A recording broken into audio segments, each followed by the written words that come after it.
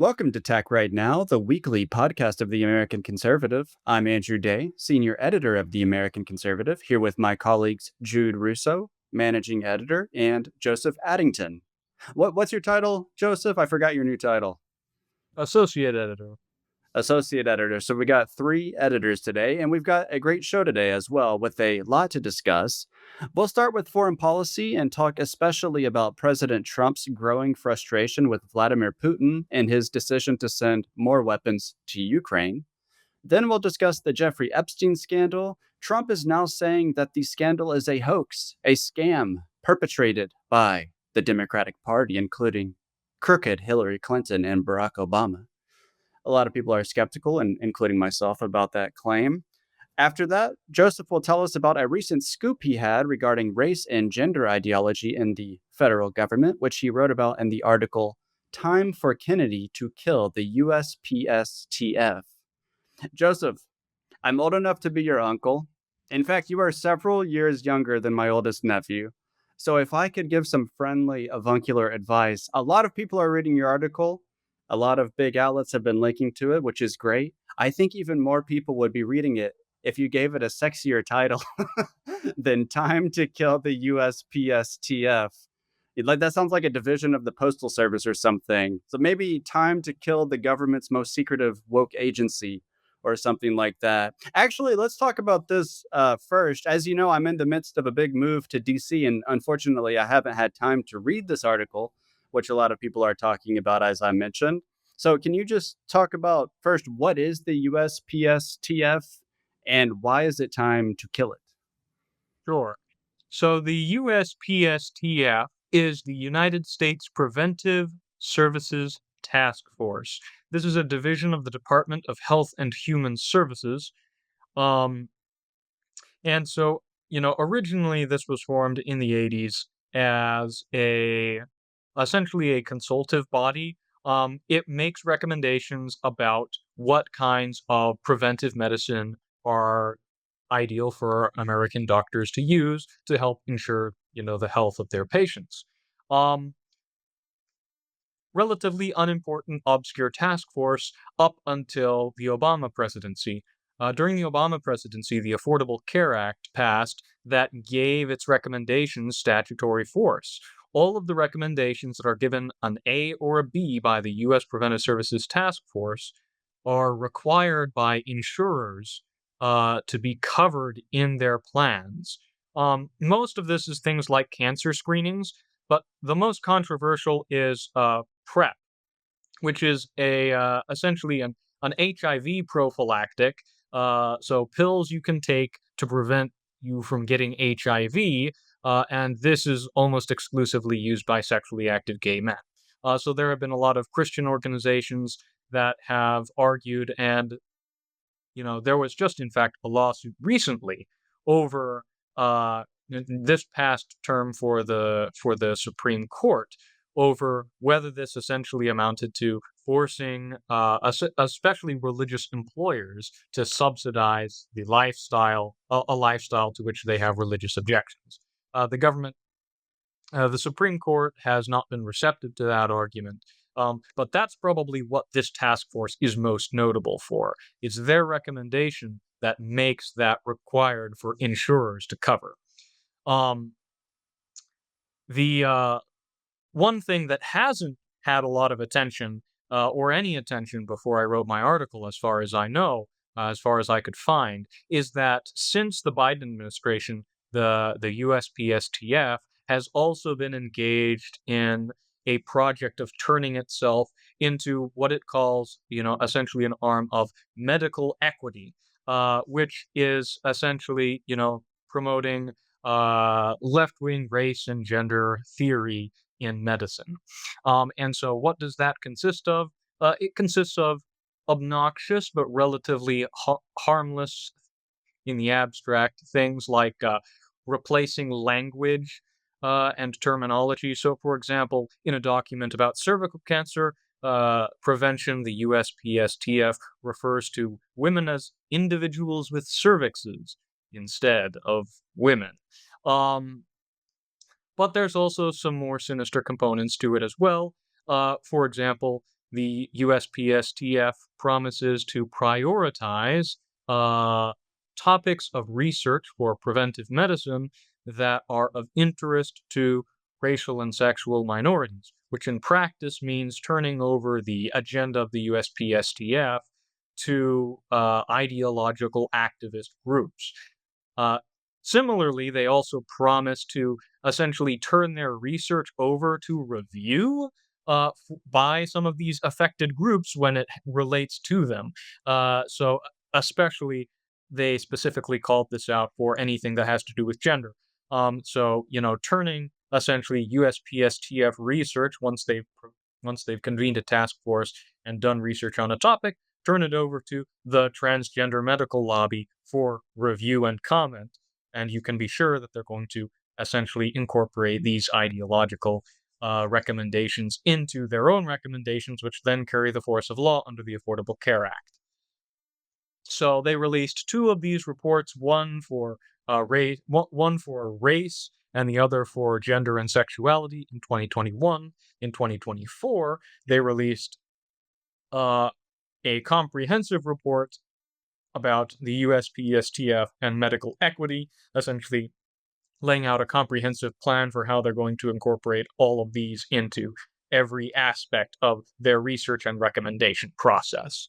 Um, so, you know, I when I found out about this and went through and did all of the research, it was surprising to me, I suppose, that nobody had really made any comment on this. But it is a relatively obscure task force, and so I was able to bring this out and publish an article. And yeah, the title was kind of chosen last minute. This was a little bit of a hasty job, but it apparently did its work because as you noted, Axios and then the NYT picked it up later on that same day and reported that Secretary Kennedy, RFK Jr., had decided to postpone indefinitely the next meeting of the USPSTF.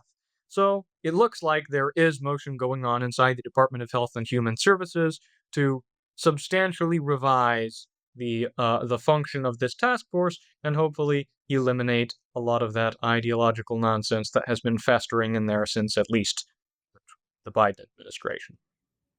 Nice. Well, congrats on having an effect, on making a difference, getting linked to in the New York Times and Axios. That's really cool. And yeah, wokeism is such a totalizing ideology that it has this tendency to infiltrate every little, in this case, obscure task force in the government, and even infiltrate in insidious ways the language we use. It reminds me a lot of Marxism during the heyday of communism, how it kind of created this closed language that people used. So that's awesome. So congrats on the scoop. I think we can move on now to our foreign policy topics. The big one is Ukraine.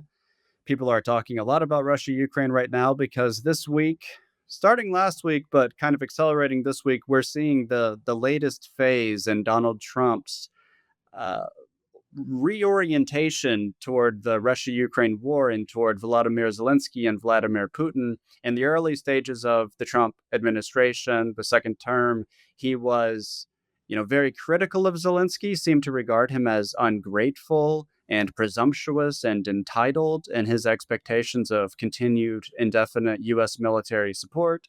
And Trump wanted to get better, have better relations with Russia, and he seemed to be on pretty good terms with Vladimir Putin. That's changed. There's been evidence for weeks now of Trump's growing frustration with Putin, and now it's having seemingly a real effect. During a White House meeting on Monday, I believe, between Trump and Secretary General of NATO Mark Rutte, the two of them announced this new plan to send a lot more weapons to Ukraine. So I think this is the first serious authorization of new weapons deliveries to Ukraine that Trump has made. Although the stuff that had been authorized by Biden had continued to flow to Ukraine, the scheme that they announced is a little complicated. It basically involves the U.S. sending NATO countries weapons and those NATO countries sending weapons to Ukraine. I don't know what the sequence is. My assumption had been that the NATO countries, European countries, would be sending weapons from their own stockpiles, and then the US would replenish them, but those countries would have to pay for them to the US. So that part I don't really understand because these are our, most important military allies because they're in NATO. I doubt that we had any block on selling them weapons in the first place. So I don't really understand why this needs a whole new scheme. But in any case, NATO is kind of, stepping up its support of Ukraine, sending them Patriot batteries, which are air defense, systems, but also offensive weapons. It's unclear. They're keeping it ambiguous, presumably on purpose, so that Russia can't prepare, but they're sending them other kinds of missiles that are not used for air defense.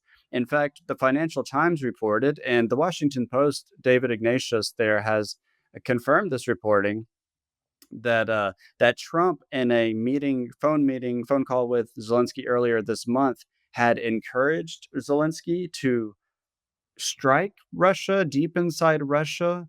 It's a little ambiguous. Trump seems to have asked Zelensky, if the U.S. sends you long range weapons, could you strike Moscow? Trump and the administration are denying this reporting, saying that he wasn't nudging Zelensky to do this, although he did ask questions about Zelensky's intentions. But as I said, multiple media outlets now have reported it as Trump kind of nudging Zelensky to do this. So that has some people concerned about, escalation risks, which are huge if that is the case, and if Ukraine really does strike, especially Moscow. I mean, Russia would be obligated to respond decisively to such a strike, perhaps against NATO, not just against Ukraine. So that's a concern. Trump also in this meeting with Rutte imposed a 50-day deadline, saying that if Putin didn't wrap this up, end the war in 50 days, agree to some sort of ceasefire, then the US was going to impose huge secondary tariffs on Russia. So I guess those function like secondary sanctions, where countries that buy Russian goods, principally oil and gas, the US would impose sanctions on them. And the numbers being talked about are huge. It's like 100% or higher. And those would be applied most significantly to China, India, and Brazil. So the two most populous nations in the world, and then Brazil, which is, one of the most populous in the world. So that would be a big deal if that happened. I guess we could talk about both the politics and the geopolitics of this. On the first part, the politics of it, Trump definitely on the campaign created the impression that he was going to end the Ukraine war. He promised to do so within 24 hours, perhaps even he would do it in one day before even becoming president, after being elected. JD Vance was a vocal MAGA voice opposed to arming Ukraine. A lot of podcasters and MAGA influencers were getting fed up with US support for Ukraine. One, because it's expensive, and two, because it creates escalation risks with Russia, a nuclear armed great power. Um, and now there's the question of whether people will see this as kind of a betrayal of MAGA. Before we get into the geopolitics, I want to talk about that. Jude, what do you think about the politics of this and just generally how Trump has handled this kind of transition to having a more hardline stance on Russia? Well, I think that we have an article coming out tomorrow by Dominic Sansoni that points out that this pivot towards Ukraine and away from Russia, or towards a more hardline attitude towards Russia, comes right as Trump was getting the One Big Beautiful Bill Act over the line, his signature budget legislation. And Sansoni says that he surmises correctly, I think, that there's a certain amount of horse stealing going on with the Senate, particularly, to get this done, and that more concessions on Ukraine were part of that. He points out that Lindsey Graham had been pushing this measure, which would see 500% secondary sanctions on nations trading with Russia, along with other goodies for the Ukrainian side. And by doing it this way, Trump was able to get Russia hawks more amenable to passing what was frankly an unpopular piece of legislation with the party, uh, and also maintained executive control over the process of arming Ukraine and negotiating with Russia rather than ceding it to the Senate. Uh, which, if you're actually trying to have control over the situation, is something that you might want. You don't want the warmongers in the Republican Senate conference to be running the show. So I think that those are smart points about the political side of it. I think that it also sort of tempers the doom and gloom predictions that some of our team have been uttering as we see a more hawkish, more muscular Donald Trump on foreign policy. Um, as to the sort of uh, actual, as to the substance itself, whether this will wrap up the war faster, um, I am agnostic. I think that you probably have a better sense of that than I do.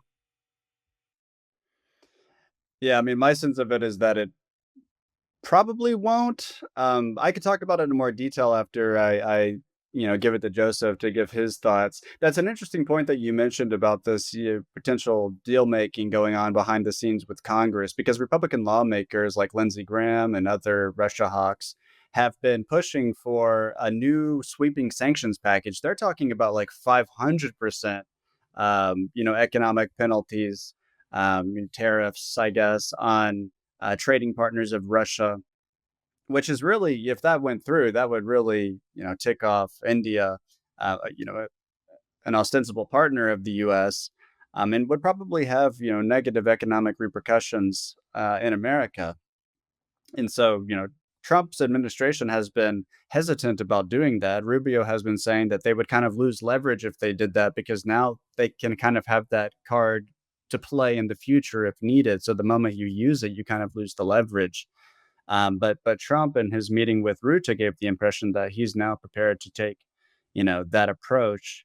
Joseph, what do you think about the politics of this, especially in the context of MAGA's expectation that Trump was going to end the war, and now this impression that we, the U.S., are deepening our involvement in it? Sure. I think one thing to note is that a lot of Americans have a relatively loose grasp of foreign policy in the first place, and so things like the war in Ukraine and American funding of that war are actually quite low on the priorities of voters generally, but even of Republican voters. And so there's simply a lot more room Trump has to maneuver on something like this than on something like immigration. And so, in a sense, I get the feeling that this is very much something that the Trump administration is willing to sacrifice in favor of domestic political concerns, just because it's something that there is a lot of room for maneuver for them to work with. It's not something that the base is going to get hugely up in arms over, like the amnesty bill, which might be worth talking about. Um, Even if it is something of a betrayal of campaign promises. But also, Trump is running into a fundamental constraint with that campaign promise. He promised to end the war, but obviously Trump cannot just force Russia and Ukraine to get up and go along. He actually I think part of the turn is the fact that he is simply running into the hard constraint, which is that he has leverage over the Ukrainians, but he has no real leverage over Vladimir Putin. And if Putin does not want to end the war in Ukraine is not going to end. And so in that sense, it makes, it's perfectly reasonable, I think, for the White House to, having attempted the less hawkish strategy of we're going to negotiate and try to end the war in Ukraine, to swing towards the policy consensus, which is very much being pushed by the national security state and, all of the establishment bureaucrats, which is, well, let's get more aggressive and see if we can use that, in the service of an end to the war, which is what we promised to the voters. So, and kind of as a side note, I think it's interesting also to note that, disillusionment with Putin at this point is a tradition for American presidents. George Bush famously, saw Putin, looked into Putin's eyes and saw his soul. Barack Obama tried the Russian reset, and so frustration with Putin uh, after failed attempts at diplomacy seems to be uh, an extremely common form of disappointment for presidential administrations. Yeah, that's a good point. I guess Biden is the only exception in that sequence of presidents, perhaps because he was part of the Obama administration. So he was part of the, team that was trying to get that reset with Russia done that failed, so miserably and got off to an embarrassing start when Hillary Clinton presented to Sergei Lavrov, their foreign minister, this button that supposedly said reset at the bottom, but he claimed that it actually said in Russian like surge or something or overcharge. I can't remember. It was weird, and apparently there was some disagreement about what it actually said in Russian, but it was an embarrassing moment. I agree with you, Joseph, that foreign policy generally is probably too low of a priority among American voters. They do care a lot when American troops get killed in a war zone. That's something that could make a president's approval rating decline. But for these kinds of proxy wars, if we want to use that term, I don't think that he, Trump is in that much, hot water here, especially because there is really strong anti-Russian sentiment, especially among older Americans, kind of a holdover from the Cold War. There's this distrust between these two countries that is reflected even in the attitudes of many American people. I was actually just reading this Newsweek article or glancing over it right before we started this podcast that showed that polls on the Russia Ukraine question of Republicans show that ever since Trump got inaugurated, there has been more support for sending weapons to Ukraine. And when you tell them, what if Trump himself had made the decision to do this, the support is even higher. So I think they'll kind of roll with him on this, similarly to how a lot of Republican voters, I think most Republican voters were basically fine with the Iran strikes. Even though Trump did present himself as someone, during the campaign who was going to put a stop to all these wars, he seems to get a lot of leeway here. I'm skeptical that this is going to resolve the war more quickly. It might have the unintended adverse consequence of kind of hardening Putin's resolve because he doesn't want to be seen as capitulating to the West. He intends to accomplish all of his war aims. He's already, made a sacrifice in terms of Russian soldiers' lives and money. So he wants to get these oblasts that he's claimed to annex, and he wants Ukraine to not be any kind of military threat to Russia after the war. And I don't think, as Joseph mentioned, we quite have the leverage over Putin and Russia to nudge this thing along. But it is worth pointing out that when the 50-day deadline arrives, Russia's ongoing summer offensive will be coming to a close. There's kind of a seasonal pattern of how this war develops. So we'll be entering into the fall, and maybe Russia will be more ready at that point, given their gains over the summer, to settle this thing. I had wanted to talk about Syria. Maybe we'll come back to that at the end, and I'll ask Jude for some comments on Israel's recent strikes on Syria. But let's go ahead and move on to the Jeffrey Epstein situation, which I've been following fairly closely. Last week the story was that the Department of Justice and FBI had released this brief two-page memo declaring that the Jeffrey Epstein case had been closed and that there wasn't any information that he blackmailed prominent individuals or that there were any third parties implicated, with incriminating evidence in the Jeffrey Epstein files. MAGA has been very skeptical. They've continued to talk about the issue, even though President Trump and Attorney General Pam Bondi basically said, okay, this is done. We're not going to talk about this anymore. And this week and over the weekend, Trump has basically been, I don't know the way to put it, kind of denouncing his own supporters who continue to talk about the Epstein situation. I'm actually writing a column on the situation for my column this week. I'm trying to land the plane on that right now, but I have some quotes up that are perhaps worth reading. He had a Truth Social post this weekend saying, "We have a perfect administration, the talk of the world, and selfish people are trying to hurt it. All over a guy who never dies, Jeffrey Epstein." That same post went on to say that Barack Obama and Hillary Clinton and the losers in the Biden administration and, James Comey and some other, I think at least one other person that Trump mentioned, a personal, political rival of his, had fabricated the Epstein files. This provoked a lot of whiplash because, you know, MAGA has really taken an interest in the Epstein case, and most MAGA voices have tended to think that Democrats are the primary people that are implicated in the Epstein files, and that's why we haven't gotten more transparency on the issue. Um, in a new post yesterday, we're recording on Thursday, it's 2 p.m. right now. Trump doubled down. He said, "The Democrats' new scam is what we will forever call the Jeffrey Epstein hoax, and my past supporters have bought into this bullcrap, hook, line, and sinker." He didn't say bullcrap.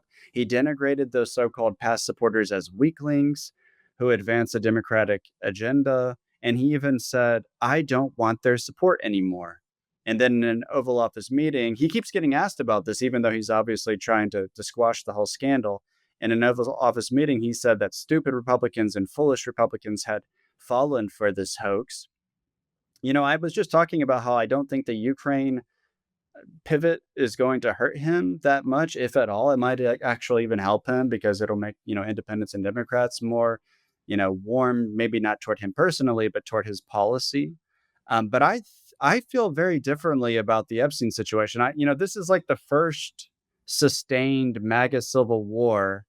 um, Trump's handling of this is arousing all sorts of suspicions that he is himself named in the Epstein files. Elon Musk claimed that after leaving the administration when he and Trump had that big uh, kind of row or rift.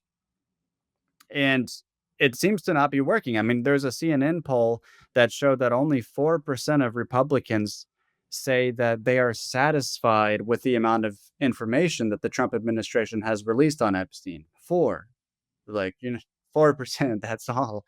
That's pretty stunning. There's been some other polling showing that the lion's share of Republican voters are dissatisfied with the way this has been handled. Jude, do you share my sense that this is politically very dangerous for Trump?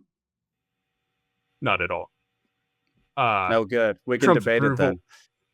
yeah. Trump's approval is up slightly since the Epstein stuff blew up. I think that voters by and large do not actually care. I think it's always worth, I wrote about this in a column last week, but I think it's always worth meditating on the fact that 34% of Americans approved of George W. Bush when he left office, which was a historical low. It was tied for second place with, I think, Jimmy Carter and I think only Wilson, only Truman when he left had a lower approval rating. But that means that 34% of people, predominantly Republicans, would have been happy to throw the lever for Bush again.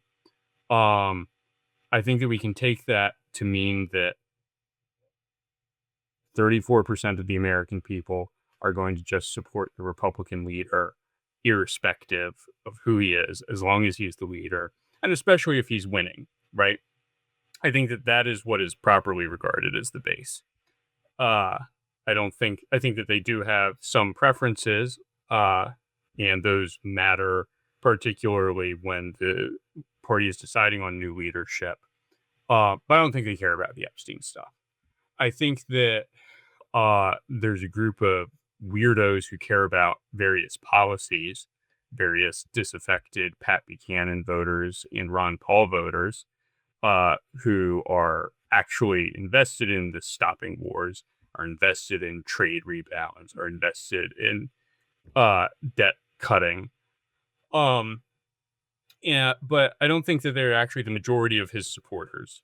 Um, I don't think that they actually matter that much outside of the primaries, especially since the reason that he won is not these diehards. It's because normal people who are sort of squishy in the suburbs of Wisconsin and Michigan said, all right, we're going to give this guy a shot over Biden. Those people do not have highly developed thoughts or opinions about, you know, trade imbalance or American involvement in the Middle East or Jeffrey Epstein. So I think that the Epstein thing uh, is of extremely limited political salience. Uh, if something comes out, if it does turn out that there has been a cover up because Trump is in some way implicated, that could hurt him. But also, it doesn't matter because he's not running again. He's term limited. And like for all the joking, he's not going to run again. And I think that he has always had, at best, an equivocal interest in the institutional health of the GOP. I think he will have a similarly equivocal interest in the success of whoever follows him as leader of the GOP.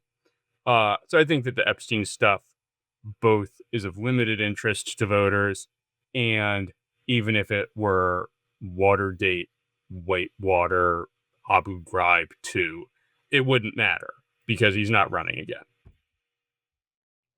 Yeah, I'm gonna respond before I throw it to you, Joseph. So here is why I think that it does matter, or at least that it could matter. And generally, the perspective you just shared, I generally agree with. Like normie Republican voters in the suburbs of Wisconsin, as you say, are very different from the kind of prominent, loud voices that you hear among MAGA influencers, or the kind of people who are like terminally online. Those people do care a lot about the Epstein case, but You I can you take can your just say point. people like us. You can just say People people like like us. us. Well, I was actually thinking of some other people, um, like Benny Johnson and Charlie Kirk.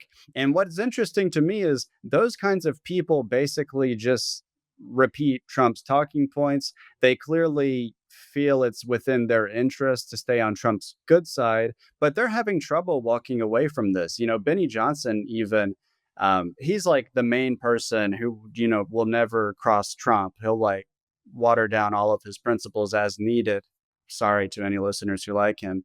Um, but even he, he's not stopping talking about the issue. He was just talking to Mike Johnson about it. I think it's interesting. He posed a question to Mike Johnson about whether he would want the Epstein files to be released, and Johnson said yes.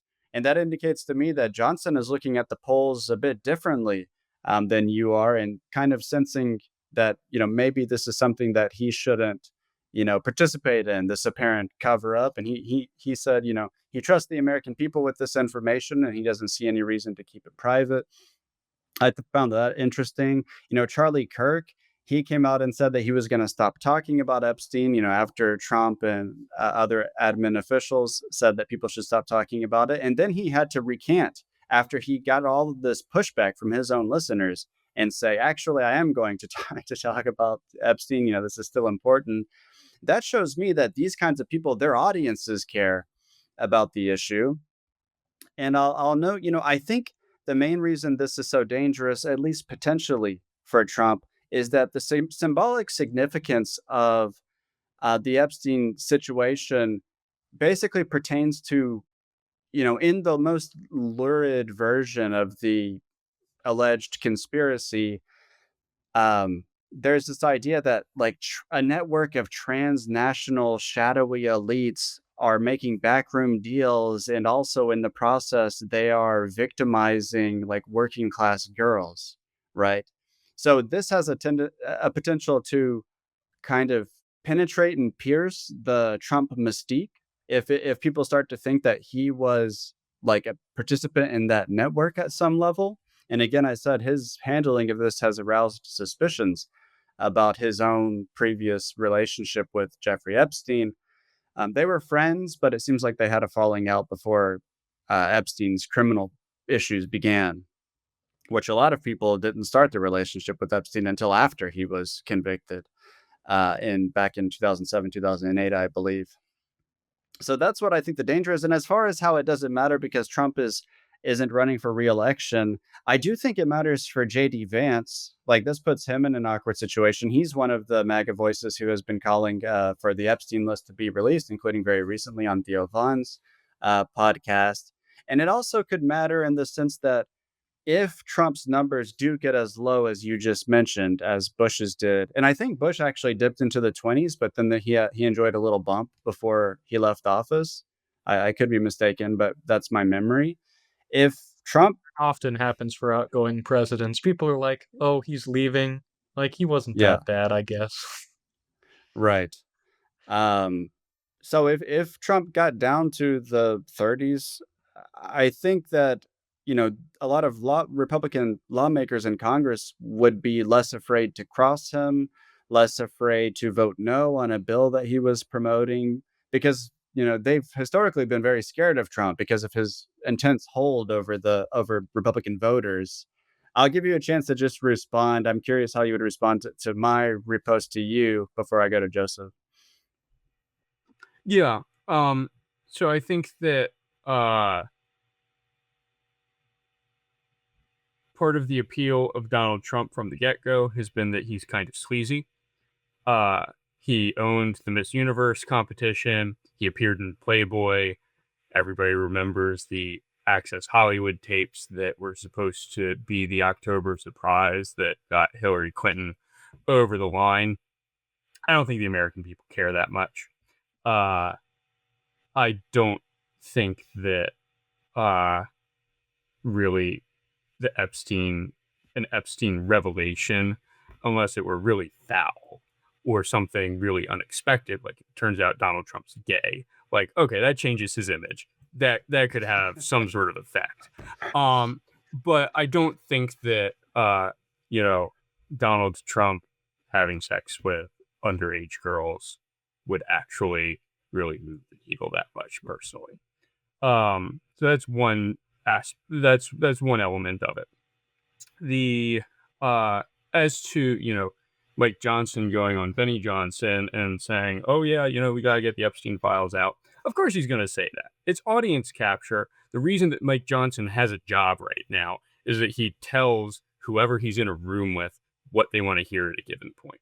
I will never forget his great pivot on Ukraine aid where they showed him, I don't know, anyone who works in DC sort of knows how it is with Congress, where basically some guys show up in suits and like show you a really scary slideshow whenever we need to be pushing military aid or a FISA renewal. Uh, and so whatever they showed him, like, and he wasn't allowed to talk about, really scared him straight, and he suddenly became passionate about supporting the Ukrainians against Russian encroachment, something he had not written about or talked about once before he became Speaker of the House. Is not an issue for him.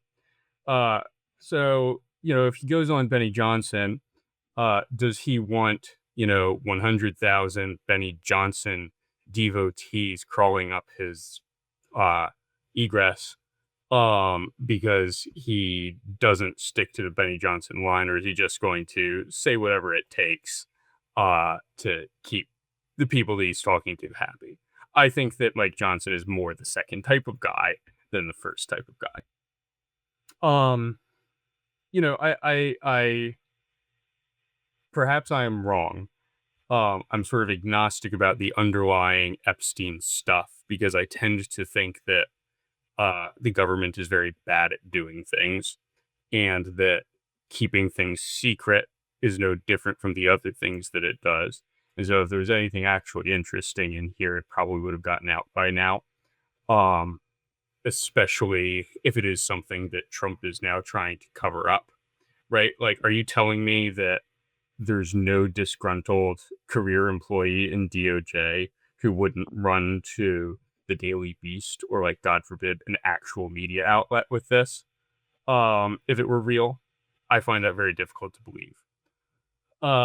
So, obviously there's something weird. Uh, it looks like they're covering something up.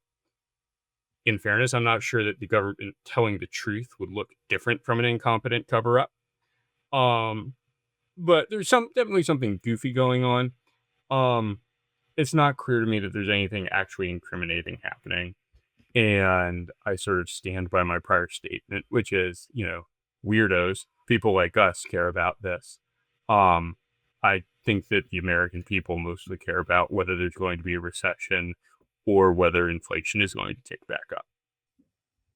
I mean, I think there's some partial agreement between you and me, but only partial.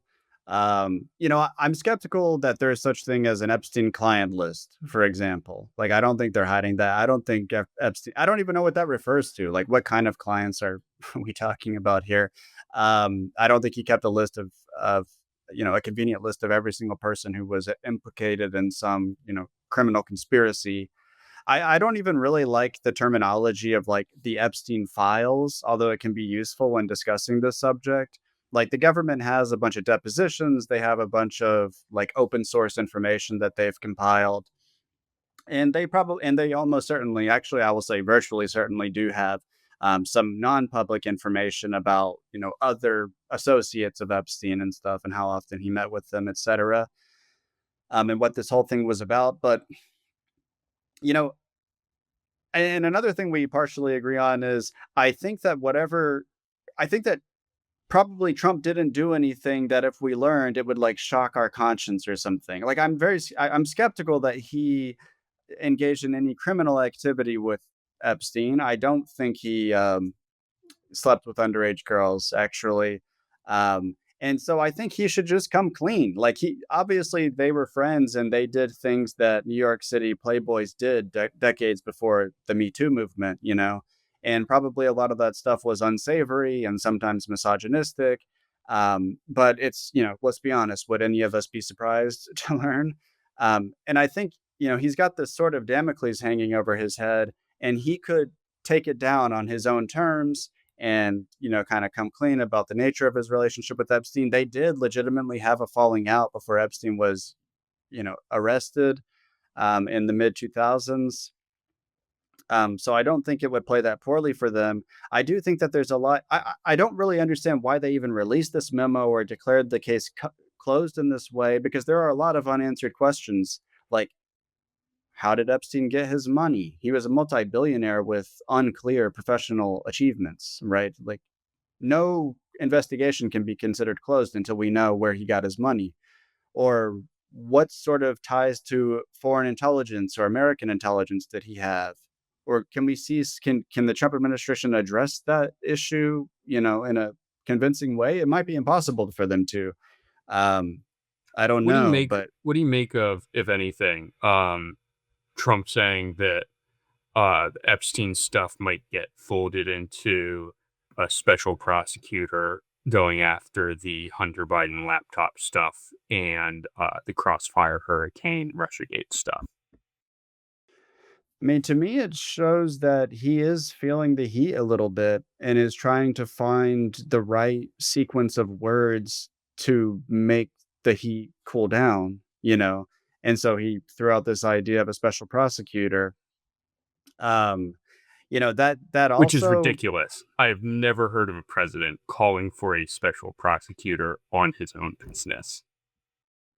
yeah. And it would probably last years, and Trump would probably be able to ensure it didn't, that it reached the same outcome as the DOJ did last week or 10 days ago, or whenever that was that they released the memo.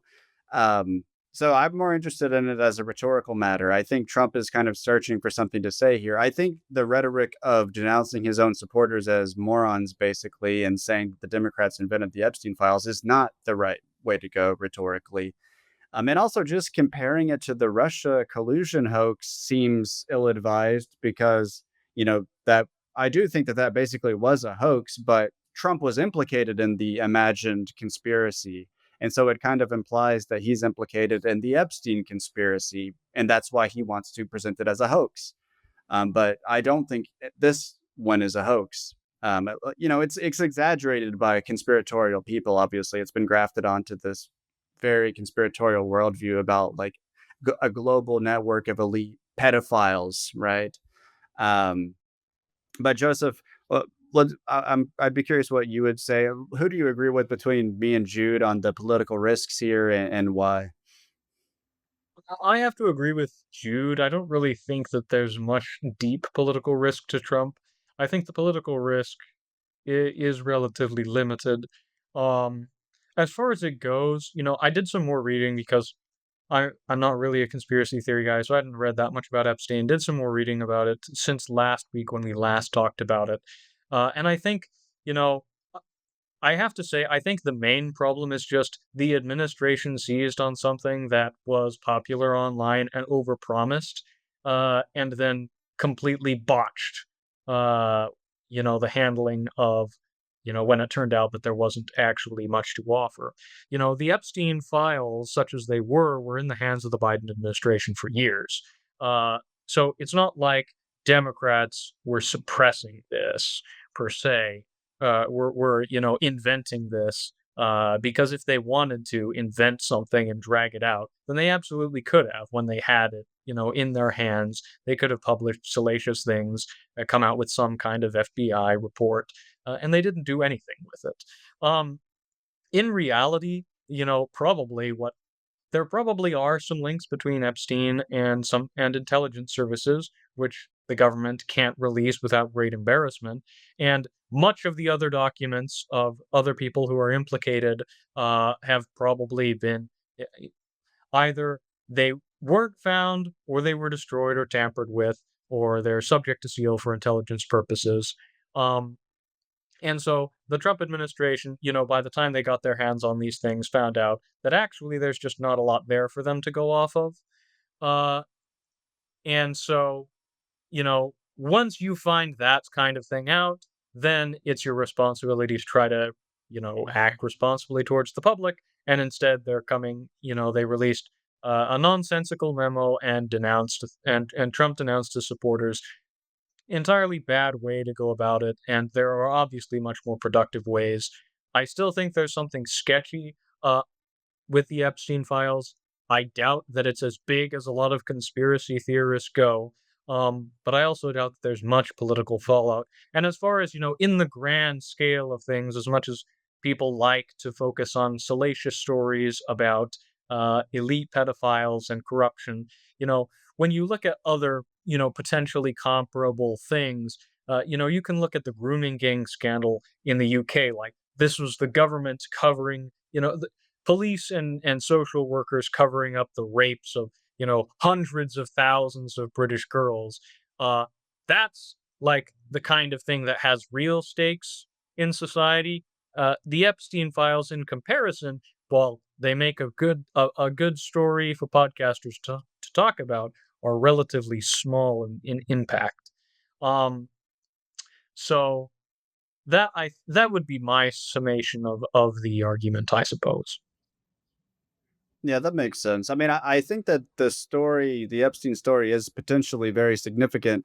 In some ways, I think that there's too much focus on his sexual crimes. Um, and that's the salacious part. Because I think that the actual significant angle is about his alleged intelligence ties, and about just this deep mystery of where this multi-billionaire got his money. He had like the only mansion in New York City. Like, he had evidently serious money. He had the largest residence in New York City, and it was apparently just signed over to him by a billionaire owner of Victoria's Secret, for no apparent reason. Like, that guy just gave Jeffrey Epstein power of attorney and all sorts of control over his estate and signed over to him this huge New York City residence. I believe that that's how Epstein got that palatial apartment slash mansion in Manhattan. And it's deeply mysterious. He also bugged his residences with cameras. That's confirmed. One of his accusers said that he had pinhole cameras, including in bathrooms and bedrooms, and that she once entered into a so called media room where men were monitoring uh, private moments of guests at the Epstein mansion. That suggests potentially a blackmail operation. Apparently the FBI, when they got to that mansion, they found all these, flash drives and passports. Jeffrey Epstein had fake passports, apparently, diamonds, and binders full of various pieces of evidence, including things that showed presumably videotapes or photographs. And then they lost track of it when they left, and they came back like the next day or something, and those binders were missing. And then later, Epstein's lawyer returned the binders that he had somehow procured, and we don't know what was taken from them or anything like that. There's all sorts of like screw ups at the level of prosecution and policing. that only add to the mystery.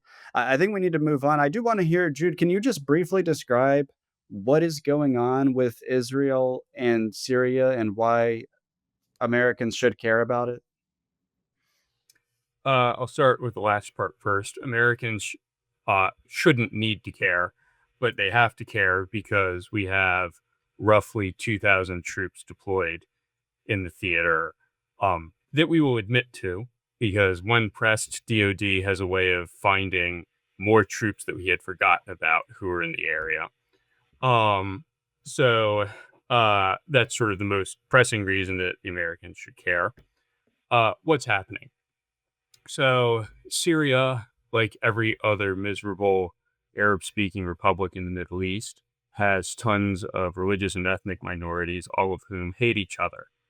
Uh, in the southern part of the country, there is a religious minority called the Druze, who are sort of ultimately an off branch of Ismaili Shia Islam, but they've got their own sort of weird thing going on.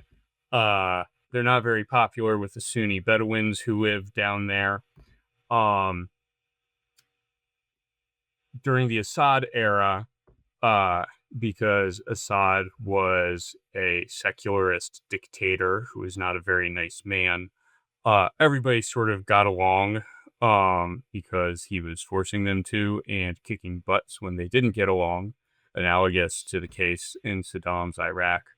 Um, Once he left and the former Al Qaeda affiliate, Al Shara, previously Al Jawani, became president, um, all of a sudden everybody decided that it was time to settle some scores with their least favorite ethnic and religious minorities. And often there was, in fact, things are more complicated than they look. There's more to the picture than meets the eye. So the thing that has probably gotten the most press in the West is massacres of Alawite Muslims in the western part of the country, and by government forces or government aligned forces. One of the underlying difficulties with the reporting here is that it is not actually clear how much control the Damascus government has over the people doing things in other parts of the country.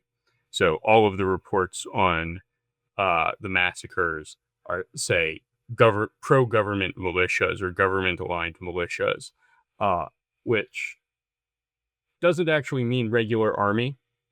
So it's unclear what level of integration and what level of command there is from Damascus in some of these cases, which will be important in a moment.